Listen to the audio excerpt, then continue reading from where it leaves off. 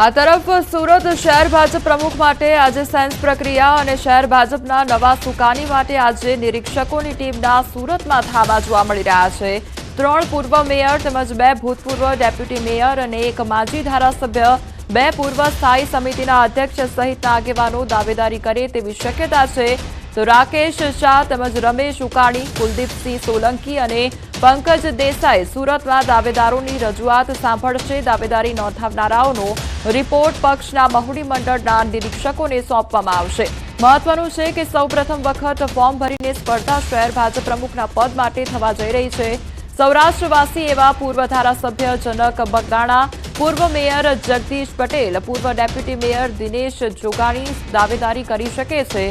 તો વર્તમાન શહેર સંગઠનના મહામંત્રી પદેથી રાજીનામું આપી ચૂકેલા લલિત વેકરિયા, સંગઠનની કામગીરીનો અનુભવ ધરાવનારા બાબુજી રાવાલા તેમજ ભાજપના શહેર અધ્યક્ષ પદે દાવેદારી નોંધાવે તેવી ચર્ચાએ જોર પકડ્યું છે। સુરત મહાનગર માટે અમે બધા અહીંયા આજે બેઠા છે। જે પણ કાર્યકર્તા હોય, સુરત મહાનગરના સિનિયર કાર્યકર્તા પદાધિકારીઓને આગામી સમયમાં પોતે શહેર અધ્યક્ષ કરવાની જવાબદારી લેવાની ઈચ્છા હશે, એ બધા મિત્રો અહીંયા આવશે, એમનો પરિચય પત્રક અને ફોર્મ અમને આપશે, એ સ્વીકારી એનું સંકલન કરી અને પાર્ટીમાં રિપોર્ટ અમારે પહોંચાડવાનો। આ પ્રક્રિયાના ભાગરૂપે આજે અમે સૌ ભેગા થયા છે। રાજ્યભરમાં આજે ભાજપ દ્વારા જિલ્લા પ્રમુખ માટે સાયન્સ પ્રક્રિયા હાથ ધરાઈ છે। ત્યારે બનાસકાંઠાના ભાજપ કાર્યાલય ખાતે જિલ્લા પ્રમુખ માટે સાયન્સ પ્રક્રિયા હાથ ધરવામાં આવી છે। સાયન્સ પ્રક્રિયાને લઈને નિરીક્ષકો ચડોતરના કમલમ ભાજપ કાર્યાલય ખાતે પહોંચ્યા હતા। ઉમેદવારોના ફોર્મ અમરાઈવાડીના પૂર્વ ધારાસભ્ય અને પાટણના પ્રભારી જગદીશ પટેલ ઉમેદવારોના ફોર્મ સ્વીકારશે। તો પૂર્વ ધારાસભ્ય શશિકાંત પંડ્યા તેમજ મગનલાલ બાળી, લાલજી પ્રજાપતિ સહિતના અનેક ઉમેદવારોએ દાવેદારી નોંધાવી છે। ફોર્મ સ્વીકારવાની પ્રક્રિયા બાદ જિલ્લા સંકલનની બેઠક મળશે।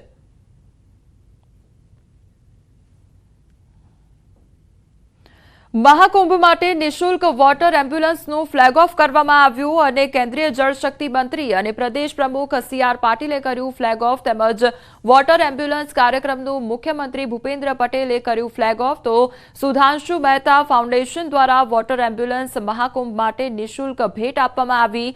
વોટર એમ્બ્યુલન્સ ફ્લેગ ઓફ અંગે ભાજપના મીડિયા કન્વીનર ડોક્ટર યજ્ઞેશ દવેનું નિવેદન સામે આવ્યું છે। અગાઉ 2 અને આજે ત્રીજી વોટર એમ્બ્યુલન્સ ફ્લેગ ઓફ કર્યું છે, જે ગંગા નદીમાં રાખવામાં આવશે। 2015માં વોટર એમ્બ્યુલન્સ માટેની શરૂઆત પ્રધાનમંત્રી મોદીએ કરાવી હતી। આ વોટર એમ્બ્યુલન્સ મારફતે અનેક લોકોના જીવ બચ્યા છે।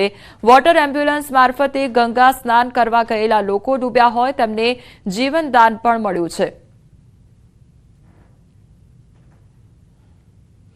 રાજકોટમાં બેફામ રફતારનો કહેર જોવા મળી રહ્યો છે। સીસીટીવીમાં કેથ નંબર વગરની કાર અને બેફામ ડ્રાઇવિંગ। કેવડિયામાં કાર ચાલકે 3 વાહનોને અડફેટે લીધા તો અકસ્માતમાં 3 લોકોને ઈજા પહોંચી છે। એક વ્યક્તિને પગમાં ગંભીર ઈજા પહોંચી છે। તો ઘાયલોને સ્થાનિકોએ હોસ્પિટલ ખસેડ્યા છે। તો અકસ્માત બાદ કાર ચાલક ભાગી છૂટ્યો હતો। તો તે અંગેના સીસીટીવી ફૂટેજ પણ સામે આવ્યો છે તેમજ રાજકોટની આ સમગ્ર ઘટના સામે આવી છે। તો અમારી સાથે હાલ સંવાદદાતા અંકિત જોડાઈ ગયા છે। અંકિત, રાજકોટમાં જે રફતારના જે સાધનો જે ચલાવવામાં આવી રહ્યા છે તે હવે બેફામ બન્યા હોય તે પ્રકારની પરિસ્થિતિ જોવા મળી રહી છે। શું અપડેટ તેને લઈને મળી રહ્યા છે? ચોક્કસ, ખાસ કરીને જે બનાવ સામે આવ્યો છે, આ બનાવ રાજકોટ શહેરના ભક્તિનગર પોલીસ સ્ટેશન વિસ્તારમાં આવતા કેવડાવાડી વિસ્તારની અંદર બન્યો હોવાનું છે તે સામે આવ્યું છે। જે ઘટના ઘટિત થઈ છે તે ગઈકાલે સવારે 10 વાગ્યા આસપાસ એટલે કે 9:54 આસપાસ બની હોવાનું છે તે સામે આવ્યું છે। સીસીટીવીમાં સ્પષ્ટપણે જોઈ શકાય છે કે કઈ રીતે બલેનો કાર ચાલક દ્વારા નિયત માત્ર કરતા વધુ સ્પીડથી કાર હંકારવામાં આવી રહી છે ને ત્યારબાદ તે એક યુવતી સહિત 3 વ્યક્તિઓને અડફેટે લે છે ને તેના જ કારણે યુવતી સહિતના 3 વ્યક્તિઓને ઈજા પણ પહોંચે છે ને જેમાં એક વ્યક્તિને પગના ભાગે ફ્રેક્ચર જેવી ગંભીર ઈજા પહોંચી હોવાનું છે તે સામે આવ્યું છે। ત્યારે હાલ સમગ્ર મામલાના સીસીટીવી ફૂટેજ પણ સોશિયલ મીડિયામાં વાયરલ થયા છે। તો બીજી તરફ જ્યારે સમગ્ર ઘટના બનતા તમામ જે આજુબાજુના જે લોકો હતા તેમના દ્વારા કાર ચાલકનો ઉધડો લેવામાં આવ્યો હતો ને ત્યારબાદ કાર ચાલક છે તે ઘટના સ્થળેથી નાસી ગયો હોવાનું છે તે સામે આવ્યું છે। ત્યારે સમગ્ર મામલે ભક્તિનગર પોલીસ દ્વારા જે બલેનો જે કાર છે કે જે નંબર પ્લેટ વગરની હતી તેની હાલ અત્યારે શોધખોળ છે। સાથોસાથ જે કાર ચાલક છે તેની પણ શોધખોળ હાલ શરૂ કરવામાં આવી છે. જી અંકિત, સમગ્ર માહિતી બદલ આપનો આભાર. આ તરફ દ્વારકા નજીક હાઈવે પર માર્ગ પર બસનો ગોઝારો અકસ્માત સર્જાયો અને કુરાંગા પોરબંદર ચોકડી પાસે ખાનગી બસ પલટી મારી ગઈ. તો બસ પલટતા બસમાં સવાર 15 થી 20 મુસાફરોને ઈજાઓ પણ પહોંચી છે. તમામને 108 મારફતે હોસ્પિટલ ખસેડવામાં આવ્યા છે. પોલીસે ઘટનાસ્થળે પહોંચીને વધુ તપાસ હાથ ધરી છે. તો બસનો અકસ્માત સર્જાયો હોવાની આ ઘટના સામે આવી છે, જેમાં 15 થી 20 જેટલા મુસાફરોને ઈજા પહોંચી છે. તો દ્વારકા નજીક જે હાઈવે આવેલો છે ત્યાં ગુજારો અકસ્માત સર્જાયો, જેમાં 10 થી 15 જેટલા લોકોને ગંભીર ઈજાઓ પણ પહોંચી છે, જેઓને સારવાર અર્થે હોસ્પિટલ અર્થે ખસેડવામાં આવ્યા છે. તમારી સાથે હાલ સંવાદદાતા મુકુંદ જોડાઈ ગયા છે. મુકુંદ, દ્વારકા હાઈવે પર ગંભીર અકસ્માત સર્જાયો, કયા પ્રકારની પરિસ્થિતિ, હાલ જે ઈજાગ્રસ્તો છે તેમનું શું અપડેટ મળી રહ્યું છે? જી, વાત કરવામાં આવે તો અમદાવાદથી દ્વારકા દર્શનાર્થે જતી એક પ્રવાસીઓની જે બસ હતી તે બસ છે તે દ્વારકા નજીક કુરંગા પોરબંદર ચોકડી આવેલી છે ત્યાં અચાનક પલટી મારી જે હતી. ડ્રાઈવરે સ્ટેરિંગ પરનો કાબુ ગુમાવતા આ બસ પલટી મારી હોવાની જાણકારી મળી છે. ત્યારે બસમાં સવાર કુલ 15 થી 20 જેટલા મુસાફરો હતા. તે મુસાફરોને સામાન્ય ઈજા પહોંચી છે. સદનસીબે આ અકસ્માતમાં કોઈ જાનહાનિ નથી થઈ, પરંતુ 15 થી 20 જેટલા લોકો છે તે ઈજાગ્રસ્ત થયા હતા અને તેમને 108 મારફત દ્વારકાની સરકારી હોસ્પિટલમાં સારવાર માટે ખસેડ્યા છે. જી મુકુંદ, સમગ્ર માહિતી બદલ આપનો આભાર. આ તરફ ભરૂચમાં અકસ્માતમાં એકનું મોત નીપજ્યું છે, જ્યારે 10 ને ગંભીર ઈજા પહોંચી છે. વરેડિયા નજીક ટેમ્પો અને આઈસરનો અકસ્માત સર્જાયો. ટેમ્પોનું ટાયર ફાટતા અકસ્માત સર્જાયો હોવાની માહિતી સામે આવી છે. તો વડોદરાથી સુરત જતા આ અકસ્માત નડ્યો હતો. ઈજાગ્રસ્તોને સારવાર અર્થે ભરૂચની સિવિલ હોસ્પિટલ ખાતે ખસેડવામાં આવ્યો છે. તો ટેમ્પામાં સવાર તમામ લોકો કેટરર્સના ધંધામાં જોડાયેલા હોવાનું સામે આવ્યું છે.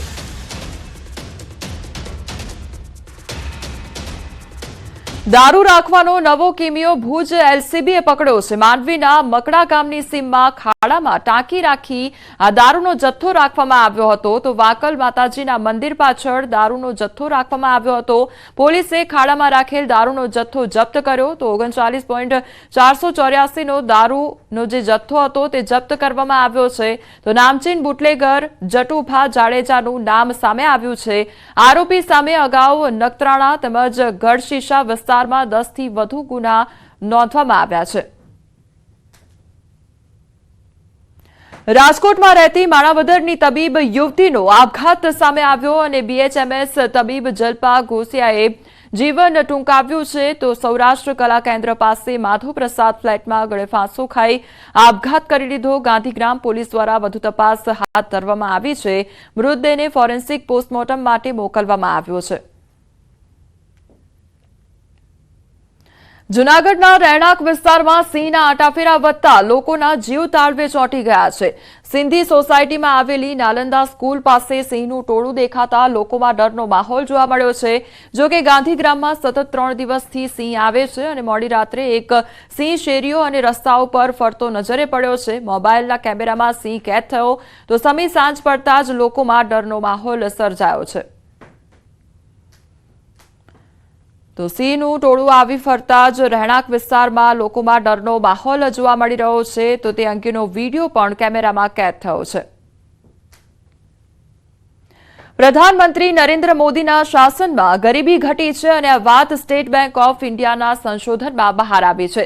ભારતની ગ્રામીણ ગરીબીનો રેશિયો નાણાકીય વર્ષ 2023-24માં ઘટીને 4.86% થયો છે, જે વર્ષ 2011-12માં એટલે કે 12 વર્ષ પહેલા 25.7% હતો. જ્યારે શહેરી ગરીબીનો રેશિયો આ સમયગાળામાં 4.6%થી ઘટીને 4.9% થઈ ગયો છે. ભારતની ગરીબી 2011-12માં 22%ની નજીકથી ઝડપથી ઘટીને 2023-24માં 5%થી ઓછી થઈ ગઈ છે, જેમાં અત્યંત ગરીબીની લગભગ ન્યૂનતમ અને શહેરી ગ્રામીણ તફાવતમાં ઘટાડો થયો છે. સ્ટેટ બેંક ઓફ ઇન્ડિયાના સંશોધકોએ આ જણાવ્યું છે. સમાચારોમાં આગળ વધીએ તે પહેલા રોકાઈશું એક બ્રેક માટે.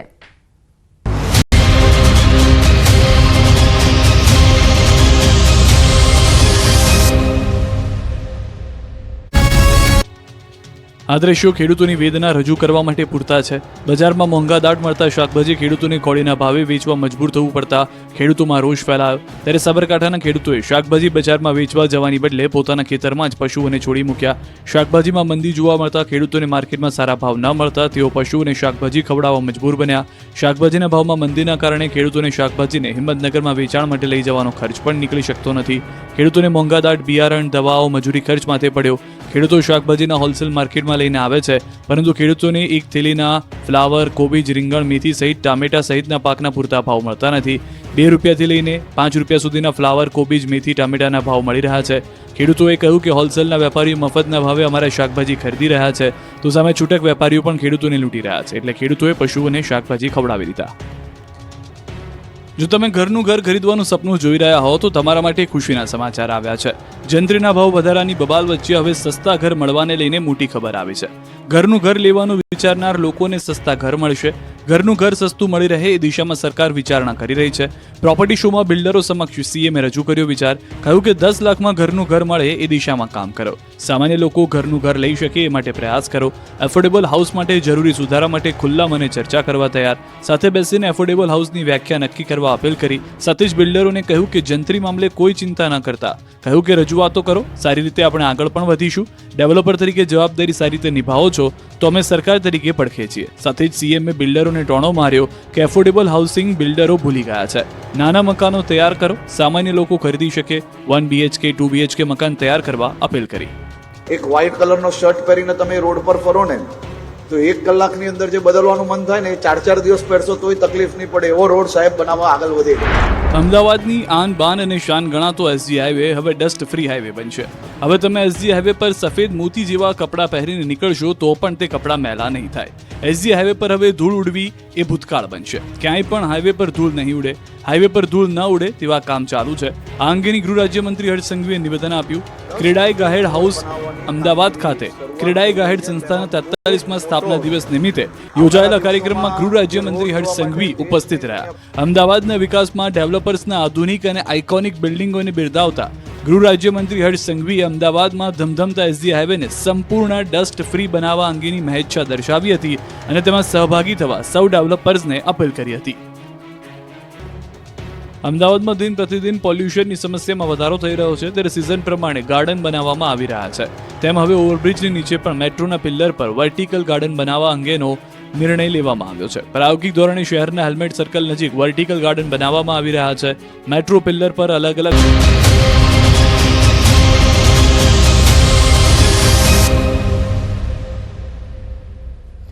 બ્રેક બાદ આપનું સ્વાગત છે. સમાચારમાં આગળ વધીએ તો સુરત જિલ્લાના કામરેજ તાલુકાના વિહાણ ગ્રામ પંચાયતના મહિલા સરપંચ સામે ફરિયાદ નોંધાઈ છે. સમગ્ર બનાવની વાત કરીએ તો વિહાણ ગામે મહિલા સરપંચ શિલ્પા રાઠોડે 2021માં પંચાયતમાં સરપંચની ચૂંટણીમાં ખોટું જાતિ વિષયક પ્રમાણપત્ર રજૂ કર્યું હતું, જે બાબતે ગામના જ નિલેશ રાઠોડના નામના વ્યક્તિએ જરૂરી તપાસ કરવા વિજિલન્સ તપાસની માંગ કરી હતી. જે બાબતે લાંબી તપાસ બાદ વિજિલન્સ દ્વારા અહેવાલ રજૂ કરવામાં આવ્યો હતો, જેમાં મહિલા સરપંચ પોતે બોગસ જાતિ પ્રમાણપત્ર મૂક્યું હતું. શિલ્પાબેને ખોટા દસ્તાવેજો એકઠા કરી ગુજરાત અનુસૂચિત આદિજાતિનું પ્રમાણપત્ર ચૂંટણીમાં રજૂ કર્યું હતું અને ગ્રામ પંચાયતની ચૂંટણી લડી સરપંચ બની ગયા હતા, જેને લઈ સરપંચને હોદ્દા પરથી દૂર કરવામાં આવ્યા છે. તેમજ સરકાર સાથે છેતરપિંડી કરવાને લઈને તાલુકા વિકાસ અધિકારીએ કામરેજ પોલીસ મથકે ફરિયાદ પણ નોંધાવી છે.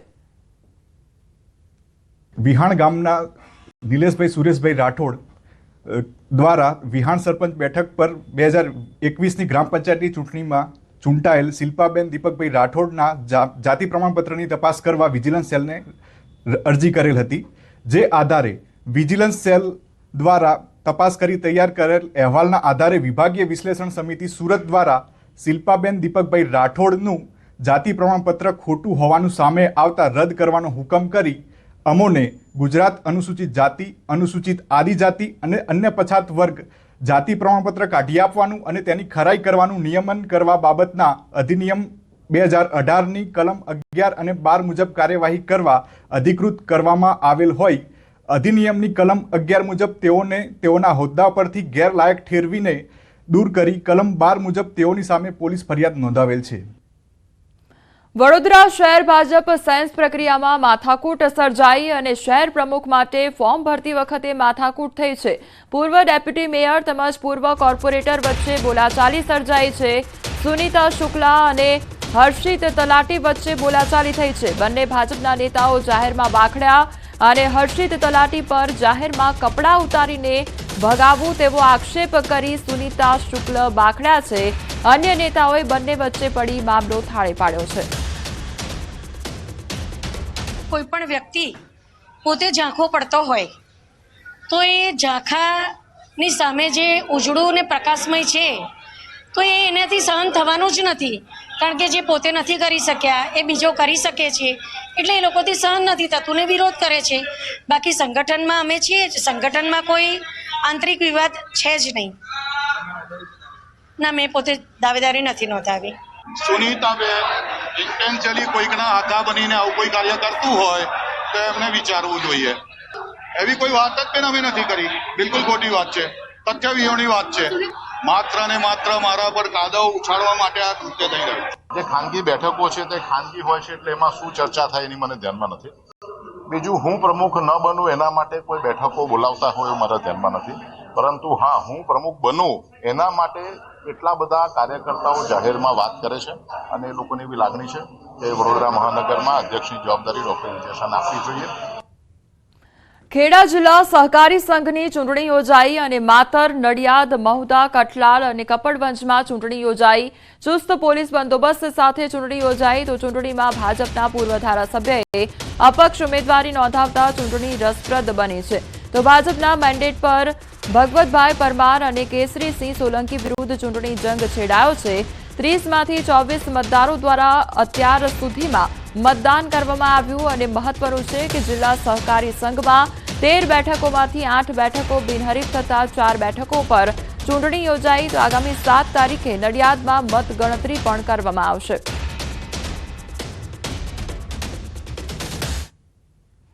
આધાર કાર્ડ કઢાવવા લાઇનોમાં ઊભું રહેવું પડે છે અને કલાકો સુધી રાહ જોવી પડે છે. આ તકનો લાભ લઈ એક શખ્સે પૈસા કમાવા કાવતરું રચ્યું. મોરબીમાં પોસ્ટમેન અને એક પોતાની જાતને એડવોકેટ અને કાયદાનો સલાહકાર જણાવતા ઈસમે મળી આધાર કાર્ડ અપડેટ કરવાના 1000થી લઈને 3000 રૂપિયા વસૂલ કરતા હતા. મોરબીમાં સુપરમાર્કેટમાં ઓનેસ્ટ ઓનલાઈન સેન્ટરની દુકાનમાં બનાવટી આધાર કાર્ડ બનાવી તેનો ખરા તરીકે ઉપયોગ કરતા એક પોસ્ટમેન તથા ઓનલાઈન સેન્ટરના માલિક સહિત બંને ભેજાબાજોની મોરબી સિટી એ ડિવિઝન પોલીસે અટકાયત કરી તેની સામે છેતરપિંડી તથા આઈટી એક્ટ હેઠળ ગુનો નોંધી આગળની ઊંડાણપૂર્વક તપાસ હાથ ધરી છે. સરકારી ફી માત્ર 50 થી 100 રૂપિયા છે અને આ બંને ઇસમો ગ્રાહકની સ્થિતિ અને તેની ઉતાવળને જોઈને એ પ્રમાણે ચાર્જ વસૂલ કરતા હતા. હાલ આ બંને ઇસમોની પોલીસે ધરપકડ કરી છે અને અત્યાર સુધીમાં કેટલા આધાર કાર્ડમાં સુધારો કરી આપ્યો, આ રીતે રૂપિયા વસૂલ કર્યા છે તે દિશામાં ઊંડાણપૂર્વક તપાસ હાથ ધરવામાં આવી છે. છેલ્લી 21 તારીખ 21/12 કલેક્ટર ઓફિસમાંથી એવી સૂચના મળી કે પ્રાઇવેટ સેન્ટર દ્વારા મોરબીમાં અમુક લોકોના આધાર કાર્ડ વધારે પૈસા લઈને બનાવવામાં આવે છે અને એમાં જે કંઈ કીટ વપરાય છે ને એમાં પોસ્ટ ઓફિસની કીટનો ઉપયોગ થયેલ છે એવું એ લોકોને જાણવા મળેલ હતું. તો એ બાબતે એ લોકોએ અમને સૂચન કર્યું કે તપાસ કરાવી અને હાલ સમાચાર